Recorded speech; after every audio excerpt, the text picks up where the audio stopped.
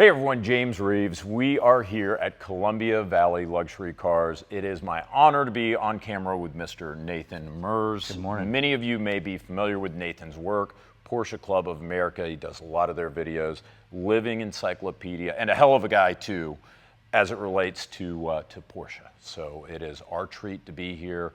We are taking on a very important subject, and that is why guys that drive yellow 911s have parents that didn't love them. But before we get to that, we're also going to do a buyer's guide. Before we get there, going to do a little buyer's guide on how to buy a classic 911. Now, what is a classic 911? We're going to kind of eschew the 356. Well, it's not a 911, it's a 386. Yeah, so there thank you go. you. Okay, there. Thank you. See, Nathan just gave me the out. Yep. We're not going to go to the 996. Maybe in a few years, we'll kind of include that in the classics. It is going to happen. It will be a classic someday. But as we sit here today, 2025, I don't think so. Only 2 years ago, I was in the same position that many of you may be in, where I said, I want a classic 911. Now, I knew what I wanted. I knew I wanted a 993. I think it's a beautiful car. I always have. But there are a lot of people who maybe you just want a classic 911, but you don't know what to get. So Nathan, again, he is the guru for 911s. He is going to walk us through, and we're going to briefly talk about every generation of 911, kind of what to look for, the pros, the cons, and maybe what you can expect to spend on like a good driving model. So Nathan, please take it away. Get us started. Well, I'm glad we get to be here today. Most of my videos are more oriented for people that are already kind of deep into the end of the pool. And so one of the things I want to do here in our content today is keep it a little more broad, because I hate nothing more than I'm learning about a new topic and they're speaking in sort of industry speak or enthusiast lingo, and I have to keep stopping the video and going, what are they talking about? And I'm over here Googling what this term means, and I'm not able to follow. So I'm going to try to keep this a little bit more simplistic. If you want to do a deeper dive, I've got lots of videos on these models. So this is going to be kind of a broad overview of the 911. You were talking a little bit about what makes the 911 a classic and what makes it maybe a more modern 911. For 99% of us, the hard stop is the end of the 993. The 993 is the final air-cooled 911. And the reason we do that is it's not a value judgment about the 996 or anything like that. It's that every car you're going to see, we're going to talk about today, is built on the exact same body shell. The body shell never changed during the production of the car. So lots of updates from 1964 until 1998, but the basic car always stayed the same. When we jump to the next generation of car, the 996, the only thing shared was the general concept and the badge on the hood. See, I'm learning stuff, dude. This is so fun for me. Like, you know, this is going to be a great video. So, I'm stoked. In a broad sense, most people will call all of these 911s, and they will generally call them air-cooled 911s, which has always been a little bit of a misnomer, so I'm going to clear this up. They're actually oil-cooled. They have a dry sump. So people have this vision that there's just like air blowing over the car, and they say, oh, if I live in a place like Florida, this car's going to overheat. No, they're designed to run at 5,000 RPM flat out all day long in the middle of the desert. They're not going to have a problem. Because predominantly what they are is they're oil-cooled. So they are air-cooled as part of that process, but they hold a tremendous amount of oil, anywhere from 9 to 15 quarts, depending on the exact model. So that's the basic overview. Again, air-cooled 911, but they actually, believe it or not, were originally called the 901. And when Porsche introduced this car in 1964, it was this car we see here. This car is a 1966 model, and Porsche originally called this car the 901. They wanted to bring the car to market, and Peugeot, of all people, those naughty French people, they said, no, we have a patent on cars that are 3 digits and have a middle 0.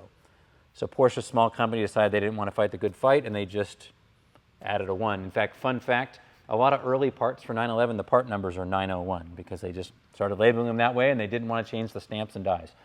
So this car came out again in 1964, and they made this car with lots of little changes until 1968. If you're talking to a Porsche person, what you generally would refer to this car is what's called a short wheelbase car.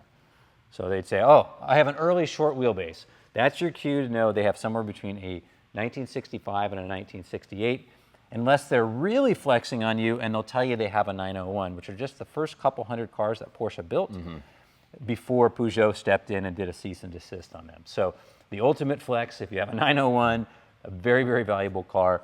But because they were a small company making in small batches, they were constantly improving the car. So there's lots of changes by year. We won't get into the minutia. Suffice it to say, if you tell someone short wheelbase 911, they're going to know 65 to 68. What is great about these cars, the top reasons people would buy one of these is if you want the 911 at its purest moment, meaning this is how the original designer of the car envisioned the car was going to look. It's got very, very gentle curves. It's got very, very gentle trim. Of course, all the deco, we call it the deco trim, is bright on these cars. It's just a very pretty, very elegant car. It doesn't have a lot of, there's not flares, there's not scoops, there certainly isn't a wing on the car. It's just a really, really good looking car. Why we call it a short wheelbase is the 911 was built on the same wheelbase in its entire production except for these first 3 years. And so the way you can basically spot this is the distance from, this is the torsion bar cover, to the back of the fender is smaller. So we'll jump on the next car, I'll point this out. Once you see it, it'll make sense.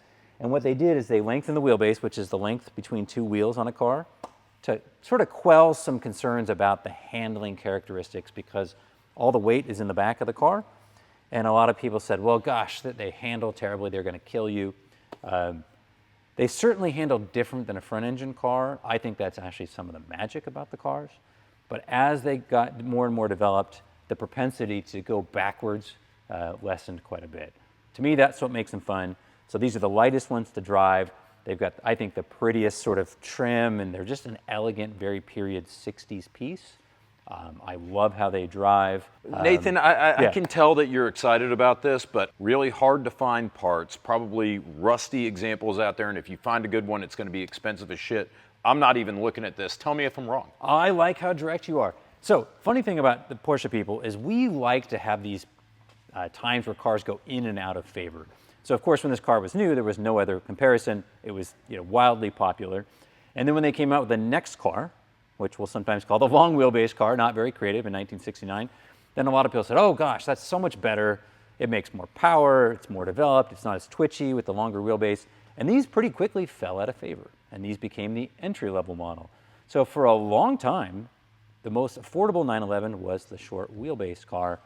You are right, they are very prone to rust. All 911s are prone to rust until 1975. I'll talk about why in a moment. Short wheelbase cars, I think they're lovely. They're right now in the market. They're a little bit softer than some of the other models. So the two softest segments in the market right now are the short wheelbase and long wheelbase cars. And that's not because they're not great cars. I think really what happened is they were the first ones to get really expensive. And what happened is a lot of people just said, I'm out. Like these were the first of the cars to get to $100,000. Well, for a long time, you could have bought a short wheelbase car for $6,000 or $8,000. And so a lot of people just couldn't do it. They tapped out, and their interest drew to some other models. So let's jump here. This next car, again, we sometimes will call it a long wheelbase car. Some people will kind of incorrectly call it an F-body car. That's not really a correct term. The reason for that is Porsche, again, being very creative Germans, they had A model cars and B model cars, and so this happened to be F in 1973. And so some people, that was the last of them, so they'll call them F-body cars. Most typically, they'll call it long wheelbase cars. Again, they lengthened the wheelbase. They made this car from 1969 till 1973. A little bit of a spoiler alert. A lot of people ask me. I'm blessed I have at least one of every generation of these cars, so I believe in all of them. I love all of them. But if I could only have one, this would be it. This is it. Why is that? A couple things. For me, I love the low bumper height on the cars. So they have the lowest nose. So they have some people will call it a long hood. You can see the hood is physically longer than the next generation car where they chop the hood off. So the hood comes all the way down low. I love that piece. They, of course, have the traditional front fender. They're very lightweight. These cars range in weight from somewhere 2,000 to 2,300 pounds. Whereas the heaviest 993s are 3,300, 3,400 pounds. That's a pretty big difference. So they have, the most notable thing I like about them is the steering feel. They have unbelievably nice steering feel. They have, the nicer models have mechanically injected motors that are real rev happy. And they just, I don't know, they just emote some energy that speaks to me. Maybe not to everybody else. But again, I own them all, so it's not like I I don't have a least This is your favorite child. I understand. I read you loud and these clear. cars speak to me. And right now, these cars are the best value in the market because, again, they got so expensive that a lot of people just tapped out.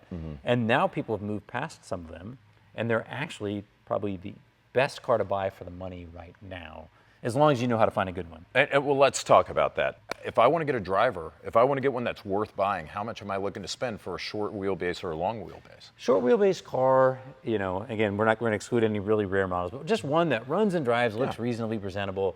You know, it has some needs, but nothing egregious. You're going to want a budget, probably a minimum of 90 to 100 grand is about the floor. Certainly, again, you can find one cheaper, but generally the needs will be so great it doesn't make sense. Right. Really about the same numbers on the long wheelbase cars, although they're a little easier to find. They made more of them. They survived better because, again, these went out of favor in a way that these didn't to the same degree. And so these generally got a little bit higher level of love and care. But again, pick the one that's the best quality for your budget.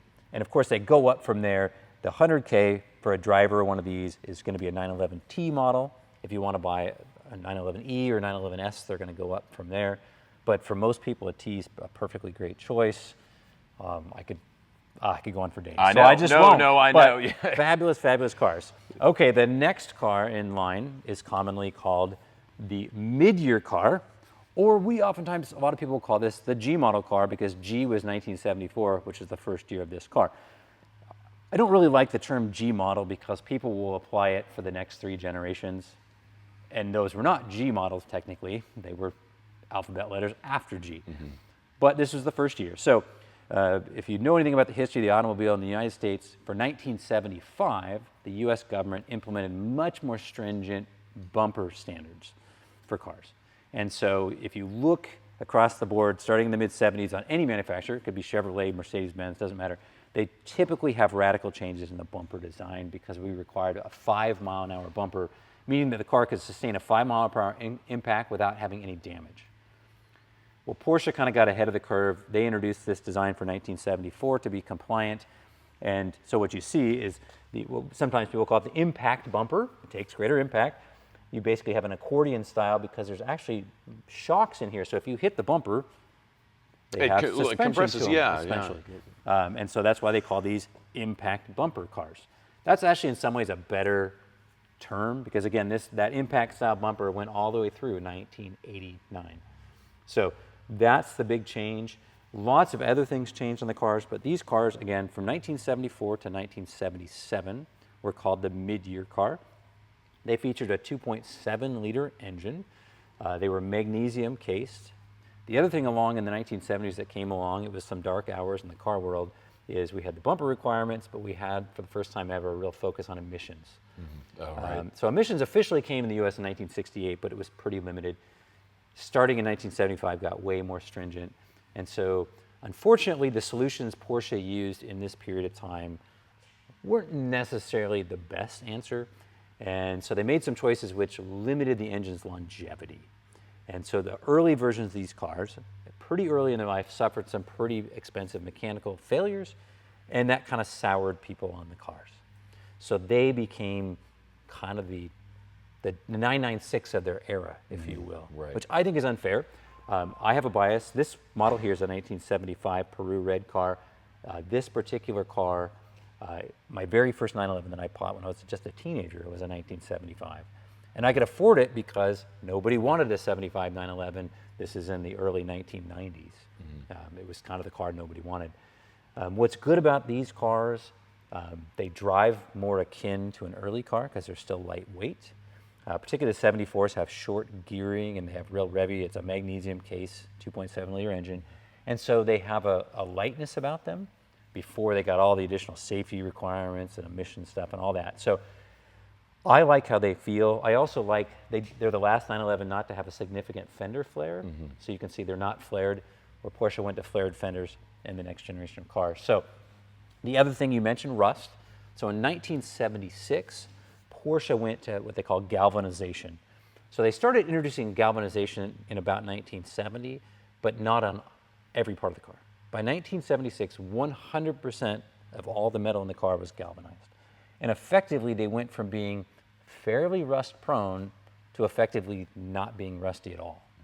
So if you find a car built after 1976 that has significant rust, there's only two reasons for it. It's either suffered significant collision damage and was poorly repaired, or it lives somewhere so egregious you don't want the car anyway. Right. Like it spent 30 years in upstate New York as someone's commuter in the winter. Right.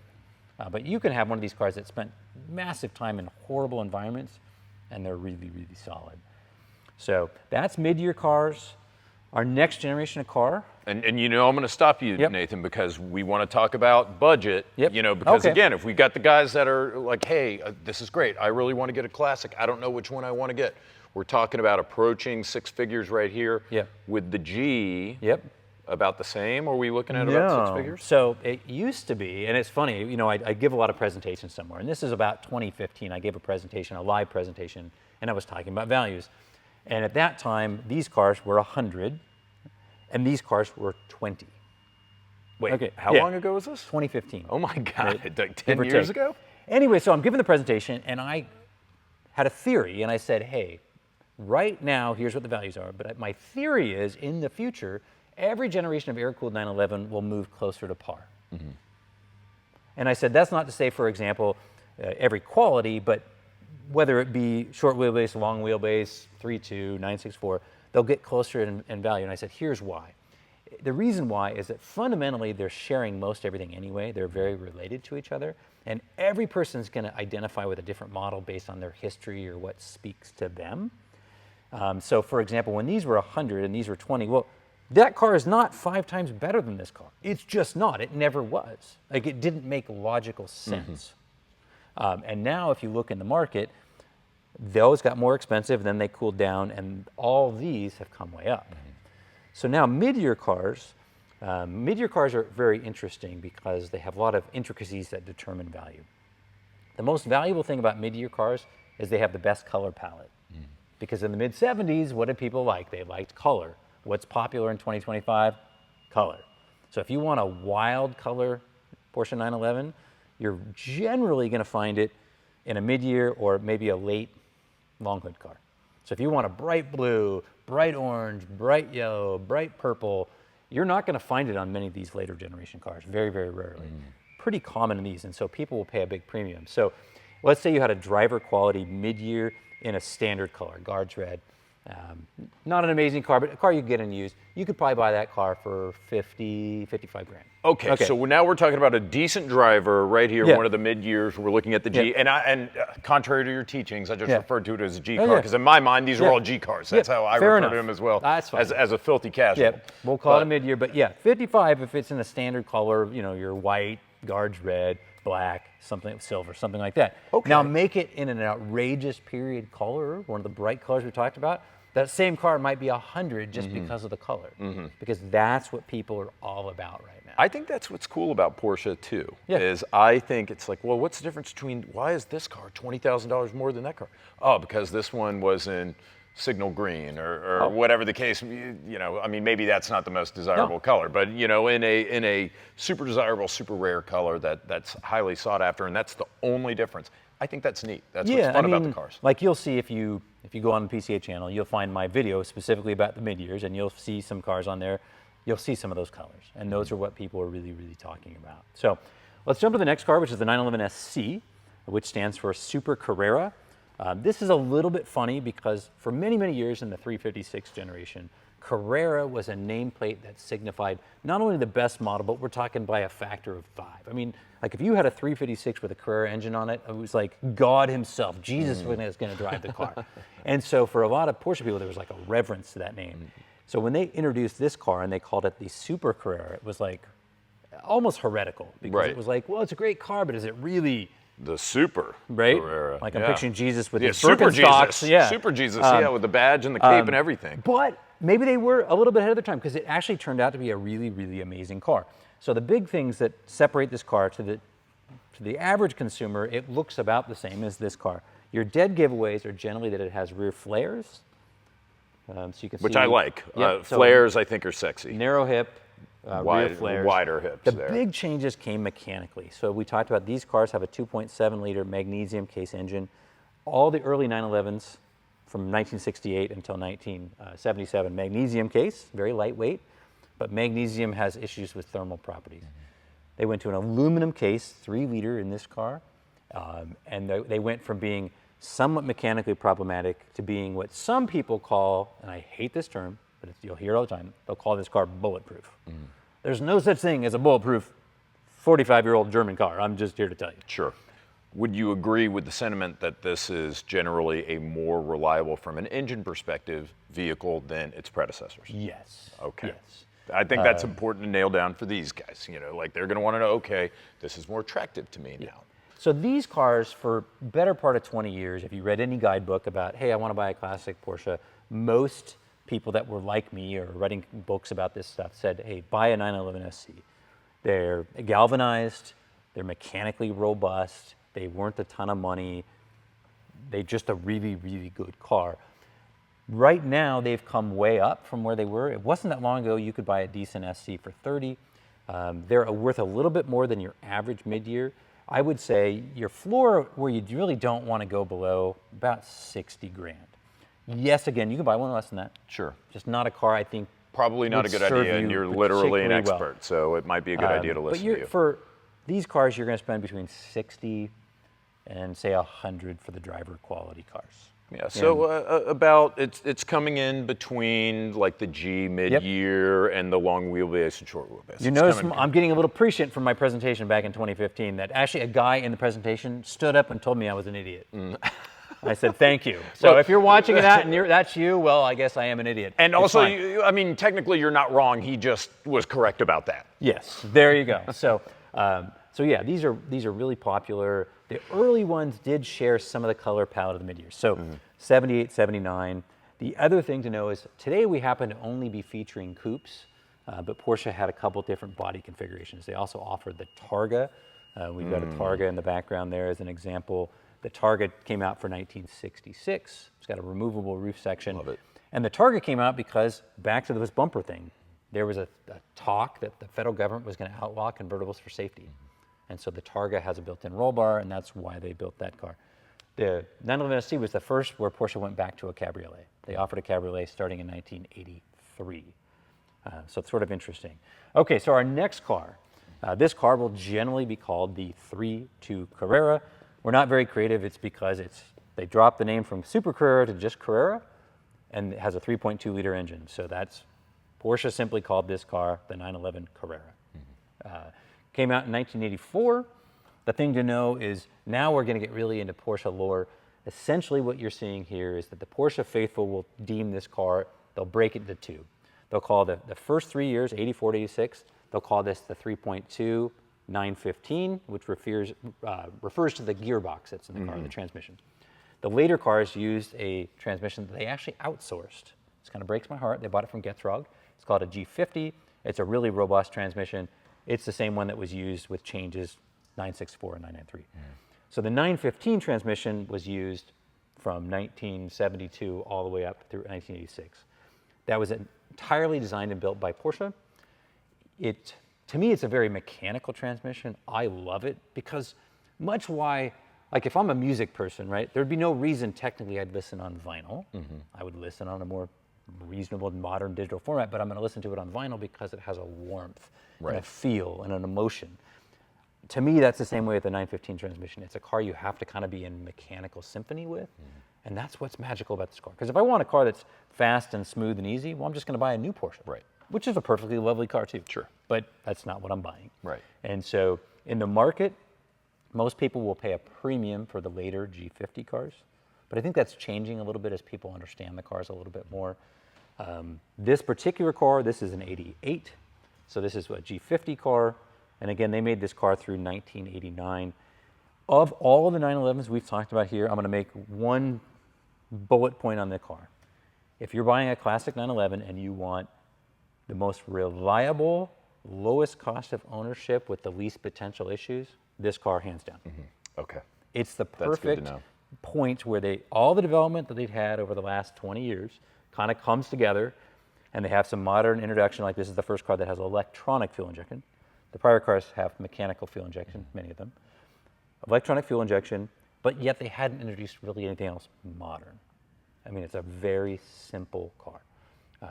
The motors are robust. They don't rust. They're just very easy car to own. And would we say this is kind of like a transitional, almost watershed vehicle then, where it retains a lot of what the older vehicles had, but then you're getting just very few technological improvements? Yeah, so again, they're an engineering company, and so as they come up with new ideas, they're constantly implementing. So there's hundreds of changes every single model year, but they're small things. But they're doing all these things. So here this represents 20 years of learning. What do we know? What have we seen? How can we improve it without radically changing it? So this feels, in my mind, if I were to even make a further distinction, anything 89 and older feels more like a family. When you jump to 964, 993, they feel radically different. Not good or bad, but radically different. Big change. So let's jump over here to the big change. This car is actually, to confuse things, an 89 and a half 964 Carrera 4. Porsche introduced this car. This was the first all-wheel drive car they ever built. They introduced the Carrera 4 first. So C4s came 89 and a half rear-wheel drives in 1990. So it confuses people because they'll say, well, I have an 89 911, and you're like, well, which one do you have? Do you have a outgoing 3.2 Carrera, or do you have a new for 89 and a half 964? So what was happening with Porsche at the time, Porsche was in a tough financial predicament. Money was tight. They knew that this car was sacrosanct. They couldn't change its styling because they knew they couldn't risk upsetting their customers, but they knew they needed to get more modern. And so what they were basically told is, hey, you can change everything underneath the skin, but you can't essentially change the skin. It has to look this way. And so 85% of the car underneath the car is different. Complete redesign of the entire suspension system. They went from what they call torsion bars to a modern coilover suspension. They have anti-lock brakes. That was all redesigned. All the climate control and all that was redesigned. Motors, 3.6 liters, largest motor they ever had. And so that's what they did. And of course, they restyled the bumper caps and lots of other little things, but the basic body shell you can see did not change. That was what was happening here. 964s, when they hit the market, two things. One, we know Porsche was not in great shape. We know that the US dollar was strong and the Deutschmark was weak, and this car was staggeringly expensive. In fact, adjusted for inflation, the 964 was the most expensive 911 ever built. Well, you can imagine, you change something that people love and you make it crazy expensive. Right. Going to upset people. They didn't sell well. Right. Interesting. Okay. Yeah. And you know what? And I remember production numbers. This is actually one of the lower very low number production of cars. numbers. Yeah. The first year or two was okay, and that was really because there's always a certain element of Porsche people. What's new? I want it. I'll buy it. But as that kind of wore on, you get to 92, 93, and 94. It was bleak days for Porsche. Porsche nearly went out of business, and so for a long time, these cars kind of suffered the reputation of they don't like the bumpers, it's too modern, because of course it had power steering. Oh my God. So analog brakes, has airbags. Sacrilege. Yeah. We don't like change. No. And so, and they did have a few mechanical teething problems, and those got overblown, and these cars sank in value. These cars became dirt cheap. For a long time, they kind of were the absolute... They were the dog in the 911, which was never true. I never believed that. I've had a 964 basically almost since then. I've loved the cars, but there was a period of time in the public's eye, much like the 996 was. So if you think about it, the short wheelbase was the first one that went out of favor, then the mid-year went out of favor, then this car went out of favor, and now it's the 996 that's coming out of its out of favor status, right? I agree completely. But for whatever reason, we always like to have someone gets bullied in our market. Somebody has to be bullied. But and it was these guys for a while. The thing about 964s, and you and I are going to disagree a little bit on this, but it used to be, even as recent as 6 or 7 years ago, people would call me and they'd say, hey, I really, really want a 993. I can't quite afford it, so I'll take a 964. Like it was a consolation price, because they used to be about half the price of a similar 993. Then what happened is people said, well, wait a minute. Here's a 911 that has modern coilover suspension, has air conditioning that actually works, a big displacement motor, but it has these beautiful traditional upright fenders. Maybe we're, and we can buy it for a bargain. So people started snapping them up. Some younger enthusiasts, they started doing things with them. And next thing you know, this became the darling. Yeah, we see that cycle. We see it repeat itself, especially as the guys, my age, hit their 40s, late 30s. They're professionals. They've got more disposable income. I think of this car. I think of Will Smith, Bad Boys 1, 964 Turbo. Yeah, and we got one right there. Exactly. Yeah. And it's like, oh man, like this is cool. But for me, and we're about to get to it, and you know this, and you guys know this, 993, one of the most beautiful cars I've ever seen in my entire life. But before we get there, the 3.2, we didn't talk about values. What am I going to spend if I want a driver? They're going to be very similar to the values on the SCs, and they're going to split along the lines of that transmission. So about 60 or 65 is about the bottom of where you want to maybe be thinking for a 915 car, so 84 to 86. Again, very similar to an SC in terms of their absolute values. Maybe, $5-6 grand more than a comparable SC, but very similar. When you jump to the G50 car, you add somewhere between 10 and 15 grand to that number. All of a sudden now it's more like 75, maybe 80. Interesting. Okay. Now, one thing to note is we're talking coupe values. Targa values, they're maybe 10% less than a coupe, so not a big discount. You jump into a cabriolet, the discount is staggering. And if you own a cabriolet, I'm not hating on your car. It's a fabulous car. I don't have a problem with it. I'm just telling you about the market. They're out of favor in the market, and so they're worth about half the price of a comparable coupe. I like them. For me, that's good news. You live in Florida. Yeah, I love them. So it's like, I'll take a cabriolet. You mean to tell me I can save money by buying a convertible? Yeah, sign me up. So that's the funny thing to me also about Porsche. You have just little things that some people may value, that some people may not care about, and that causes these variables in the value. And you'll find something that works for you if you look. Oh, absolutely. If we jump to values on 964s, 964s are tough because they have gotten crazy, and because they were out of favor for so long, most 964s on the market are absolute trash. So people will say, oh, Nate, you're wrong because I see a car for this and I see it for that. I'm like, yeah, but the car's trash. It's really heartbreaking. So there's so few good 964s that the truly good ones sell for a lot of money. And again, these are complicated enough cars that you really don't want a bad one. I mean, I promise you don't.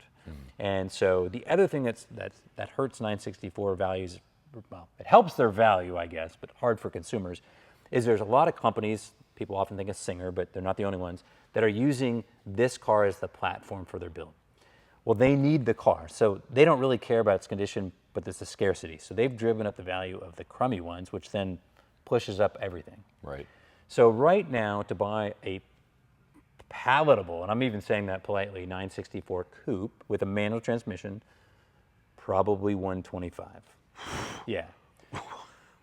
You'll pay slightly less for a Carrera 4 than you will a 2. And that's not even an amazing car. That's what hurts my heart. That's what hurts my heart. Wow. Now, interestingly enough, in the 964, they also offered a Targa, the last of the traditional Targa. Right. Those do not sell at a discount because they're really, really rare. So those cars are not discounted versus a coupe, very comparable numbers. But the Cabriolet, same deal, except for it's probably more stratospheric. Like, you could actually find a palatably decent 964 Cabriolet for 45. Oh my God. I hate to say it, but there's just no demand for them. That's so interesting. Yeah. I mean, they also, was the first Florida. car, it was the first time you could get an automatic in this car. I should mention this. So the Tiptronic debuted for 1990 in the Carrera 2. And Tiptronics are also stratospheric hammer-on value. Less so on the coupe, only because then it's a good base for some of these companies to convert it anyway. Right. But if you have a Tiptronic Cabriolet, it's darn near sale-proof. So if you're open to that, not a bad car, great value. Well, let's jump to the 993. My favorite. I know this is your favorite, and you're going to try to bias all these viewers, but here's what I'll tell you. I don't need to. I don't need the car does it itself. Per earlier conversation, I remember when this car came out. It landed here in the U.S. in early 1994 as a 1995 model year, and I did honestly think that, like, God himself dropped this car from the heavens perfect. I thought it was the most beautiful car I'd ever laid eyes on.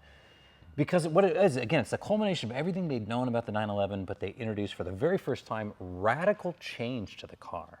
So the body shell's still the same, but the biggest change that they made visually is they made a change to these front fenders. Most people think that they lowered the front fenders, but they did two things. They lowered the front fender, but they brought the front hood up 40 millimeters. And so they changed the whole front elevation profile of the car, and then they laid these headlights back. So it kind of changed the design language for the first time.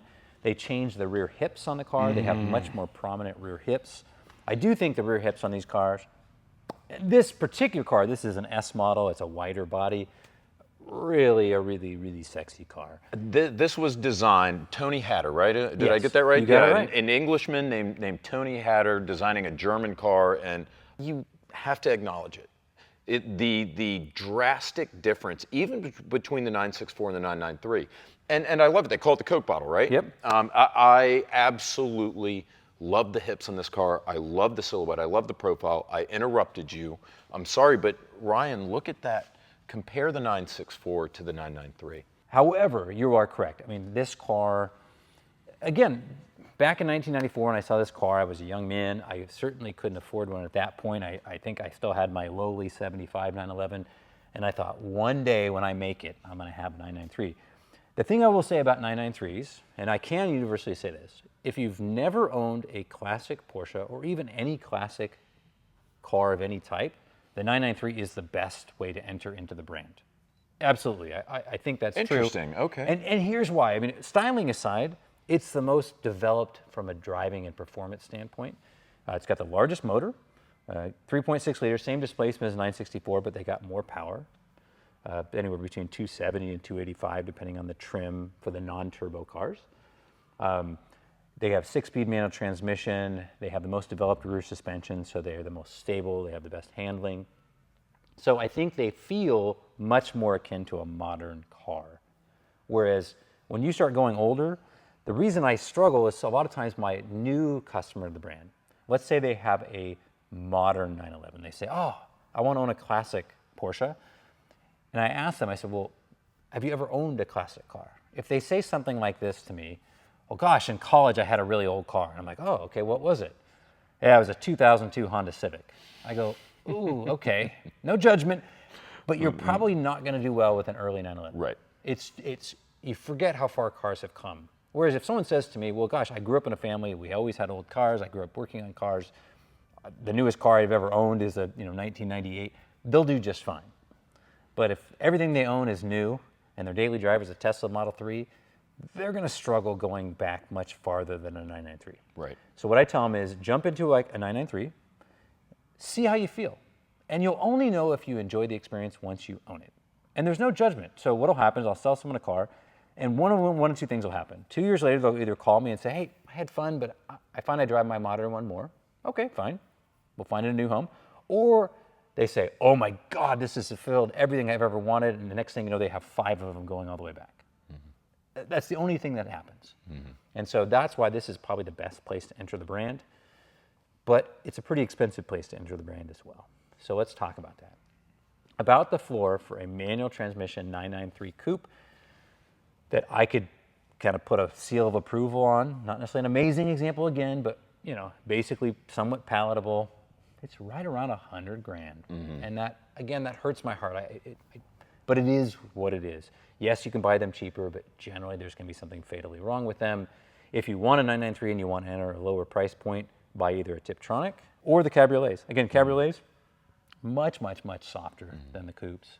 Nothing fundamentally wrong with them. Again, you got to buy the car that you want. But that's the thing about 993s. They're just a really good car. I do want to touch on one thing, though. One of the things that you talked about is you said, I wanted a 993 because I read all the guides and they said they have the least problems. Yes. 964 is problematic. Just a universal thing to tell you. Every single one of these cars is fairly maintenance intensive.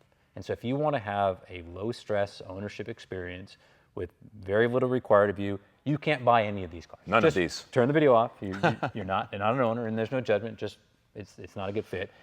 They're all going to take a fair amount. 993s are no exception to that. I know from 993s experience. tend to be pretty robust, but they also, imagine they have the same body shell, but they have all the more parts and pieces and technology. So they're the hardest one of all of them to work on. The older they are, the easier they are to work on because there's just more space and room and they're less complicated. So, that's kind of a rundown of the cars. I hope that wasn't too deep a dive Nathan, for you. No, that was perfect. That was perfect. And why don't we rehash real quick and just, 10 seconds on each one. We'll start with the short wheelbase. Just the quick takeaway. For me, as a This is James Reeves speaking. This is a D for me. This is expensive. Like if I'm grading, he won't be coming back, folks. Yeah. This is our last video we're making together. But I mean, I'm more pragmatic, you know. Yeah. And it's like, look, I don't own as many cars as you. If I'm buying one, and I want to get into a classic, what we're dubbing a classic 911, this is not for me because I'm worried about the rust. I'm worried about getting parts.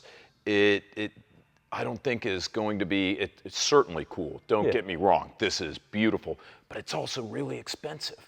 You know, so that's what we're talking about for the longer wheelbase as well. Like these two, I'm saying I'm not very excited about spending $100,000 and getting a car that could be a rust bucket in a few years in Florida. It might be a little bit more difficult to work on and find parts. Is that a misconception?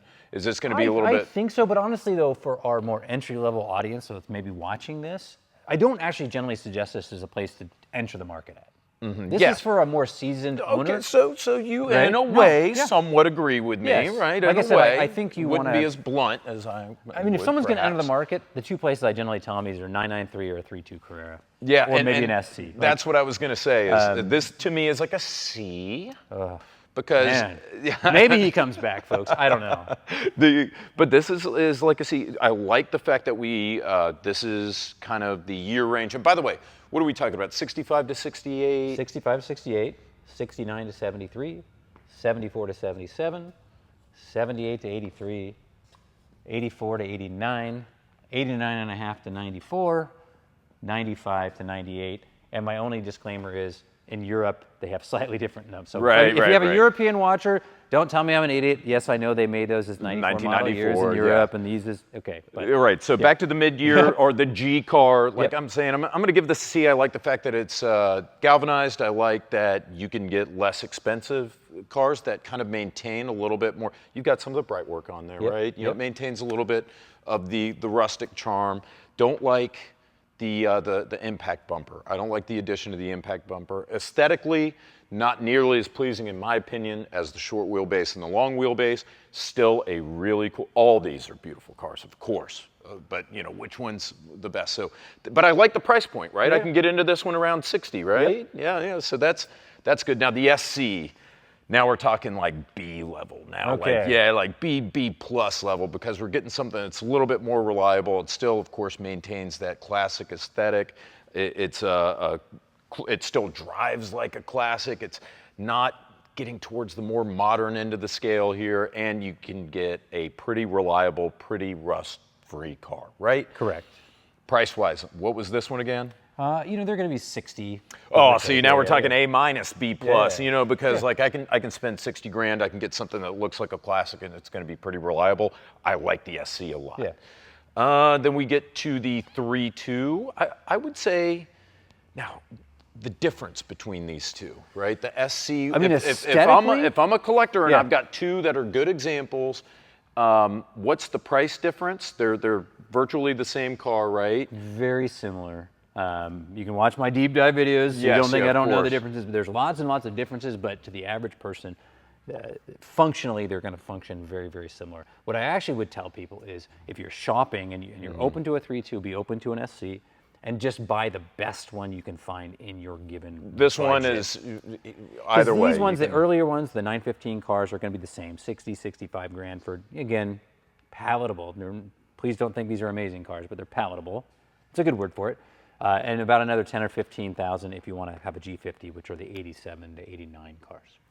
Sure, and I like the fact that I can spend not a whole lot of money and get a gorgeous car, and that's going to be reliable. 964, you would have asked me 5 years ago, like these were neck and neck for me. But then the pricing just kind of went bananas. They got really expensive. I think these are great cars if you're a collector. I think these are great to get into. The pricing just doesn't make sense to me anymore, though. So I'm looking more, me personally, if I'm watching this video, of course, what speaks to you, what features you're looking for. This is a more modern car. Some people might even say it drives better, depending on what your definition of driving better is. Exactly. But I mean, it's just the pricing has just gone bananas. And if I'm going to spend that much money, I'm going with the A-plus car. Okay. This to me, like I said, I think the design, and of course, this is an S, right? This one's an S. But it's and an inch and a half. It's not that much. It's 25 millimeters aside. Yeah, So it's. Oh, in fact, one of the things about 993 is that even like your car as an example, you get the right ride height and wheel fitment, people will be convinced it's a wide body. Yes. Because they almost can't pick out the difference. It's funny that you mentioned that. So Nathan, on my grade sheet, I still have my auction grade. So if you buy from, like I bought from Japan, they have these grade sheets where you have a professional grader who goes in and gives them a grade of 1 to 5 and F to A, and then makes little notes. Yeah. And one of the notes was S? Because I told you had the S grill, the body color grill on the back. And it looked, they had spacers in the back wheels. It makes a huge difference when you get the ride height correct. Just again, we're doing entry-level video, so we don't want to dive into it. You do have to remember, on all these cars, color and submodel and condition make a staggering difference on their value. So there'll be some eagle-eyed person watching this video who says, well, God, does this idiot not know this is a Vesuvio? Yes. It's my car. I happen to know it is a Vesuvio. It is an S. It's a wide body. What? So as an example, when we talk the roundabout numbers, 100 for your driver coupe, this car here is probably a 285. So it's a radically different number. By the time you get a special color and you get a wide body. And that's the thing with Porsche. Quality. We all know that. We all know that. You can take any one of these cars and you can take the best example of any one of these, and it's going to be more expensive than like a mid-grade example of any of these. Different. It's just the pricing variability based on features, based on even the paint color, as we discussed. Paint color is enormous. And now that we've gotten all this out of the way, and related to that, let's talk about why guys that drive yellow 911s are perverts. I'm kidding. I'm going to apologize to my wife. She has to deal with me all the time. In fact, I have 2 speed yellow Porsches. See, I would have told you that. You looked at me like a canary guy, but that's our speed yellow. I love about colors, the same. So that's what it boils down to. Give me some good colors. Guys, thank you so much for watching. And all joking aside, Nathan, it is an honor. Awesome. I mean, dude, I'm starstruck. This has been incredible. Guys, stay tuned. We're bringing you more from Nathan Merz here in Washington.